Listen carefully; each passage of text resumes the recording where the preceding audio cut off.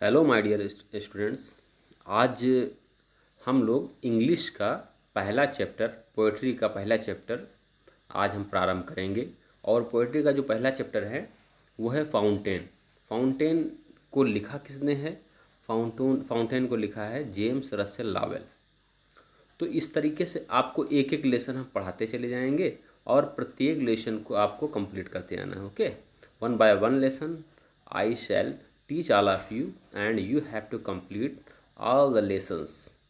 Here I am just going to translate the sentences, the passage, uh, and you have to only listen continuously.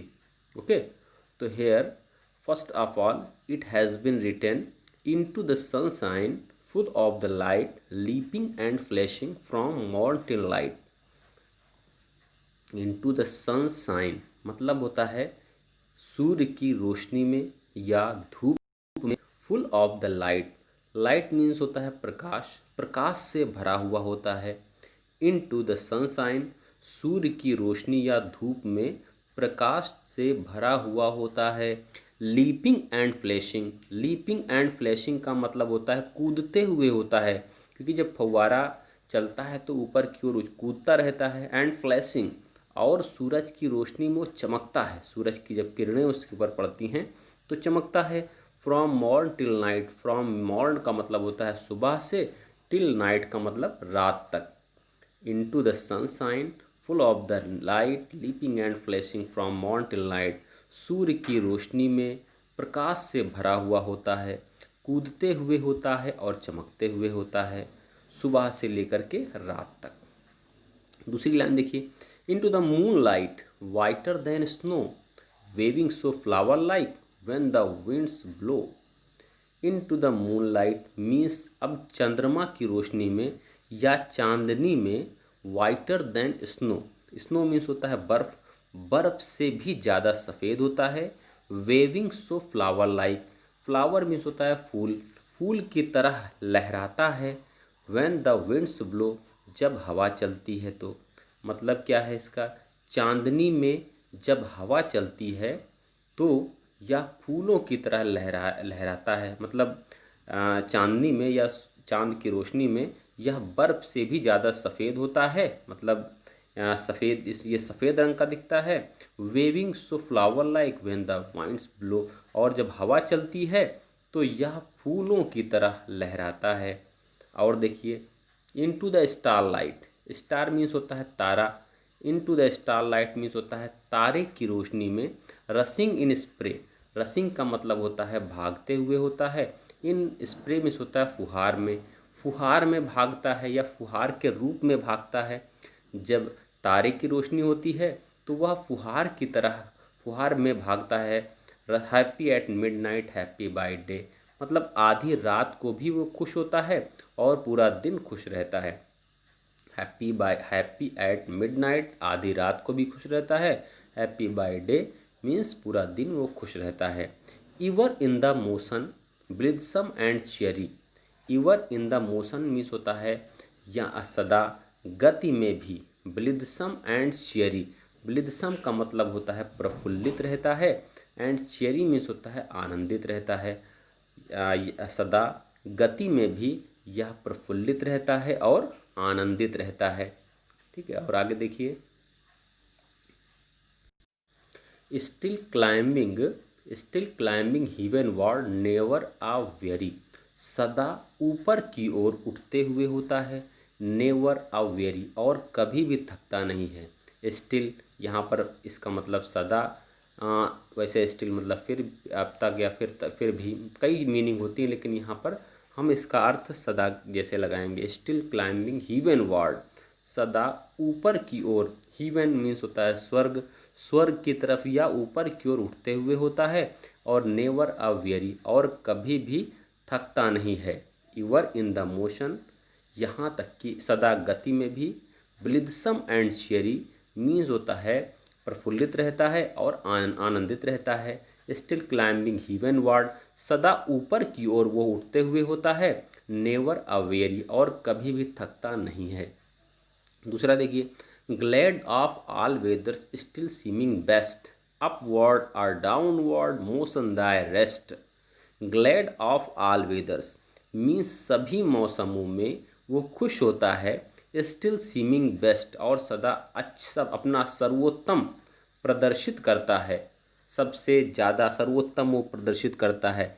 Glad of all वेदर्स सभी मौसमों में खुश होता है, still seeming best और सदा अपने आप को सर्वोत्तम प्रस्तुत करता है। अपवर्ड और डाउनवर्ड मोशन दाई रेस्ट, चाहे वो ऊपर की तरफ जा रहा हो फव्वारा और चाहे वो नीचे की तरफ आ रहा हो, मोशन दाई रेस्ट अपने गति में ही वह विश्राम करता है। Full of nature nothing can time, full of nature means होता है प्राकृतिक गुणों से यह भरा हुआ होता है। नथिंग कैन टेम, कोई इसके ऊपर प्रतिबंध नहीं लगा सकता। नथिंग मीन्स होता है कुछ भी नहीं, कैन टेम का मतलब होता है प्रतिबंध या पालतू बनाना, प्रतिबंध लगाना। कोई भी इस पर प्रतिबंध नहीं लगा सकता है। चेंज्ड एवरी मोमेंट, क्योंकि ये हर क्षण बदलता रहता है। एवर द सेम, फिर भी सदा एक समान बना रहता है।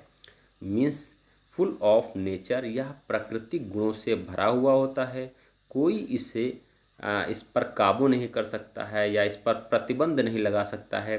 चेंज्ड एवरी मोमेंट, प्रत्येक क्षण यह बदलता रहता है। एवर द सेम, और फिर भी सदा यह समान एक जैसा रहता है। अगला क्या है? Ceaseless aspiring, ceaseless content, darkness और sunshine thy element.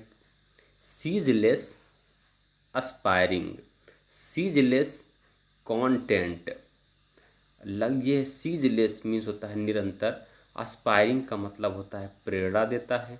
Ceaseless content, darkness और सनशाइन दाई एलिमेंट, उसके जो तत्व होते हैं।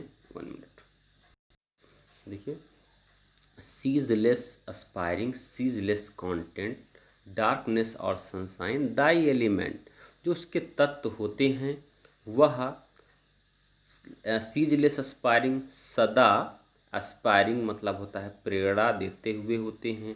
सीजलेस कंटेंट, और सदैव संतुष्ट भी रहते हैं, लगातार प्रेरित कहते रहते हैं और लगातार संतुष्ट भी रहते हैं।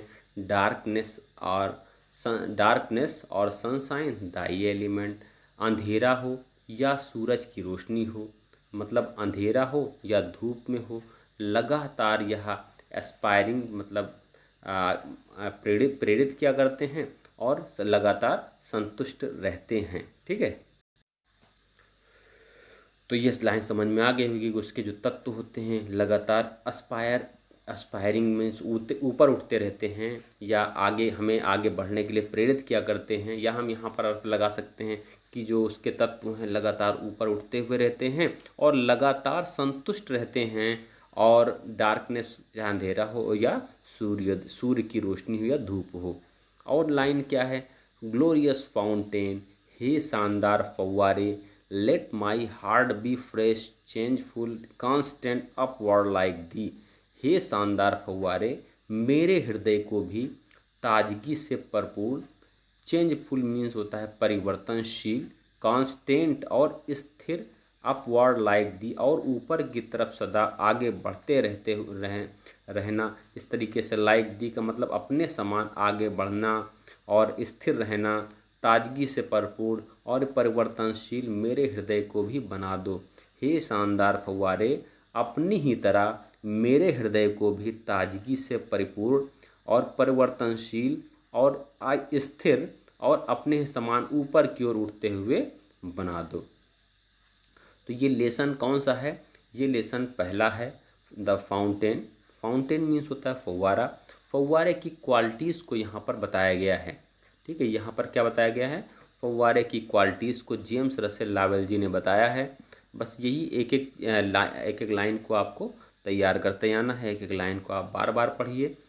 ठीक है, तो और 4 लाइन इसमें से आप ज़रूर याद कीजिए, चाहे शुरुआत का और चाहे लास्ट का, कहीं का भी आप 4 लाइन, क्योंकि 4 लाइन की पोएम भी आती है आपको लिखने के लिए, तो 4 लाइन्स स्टेंजा आपको कंप्लीट याद करना है। ओके, तो ठीक है, नेक्स्ट हम चैप्टर पढ़ा रहे हैं। ठीक है, ओके।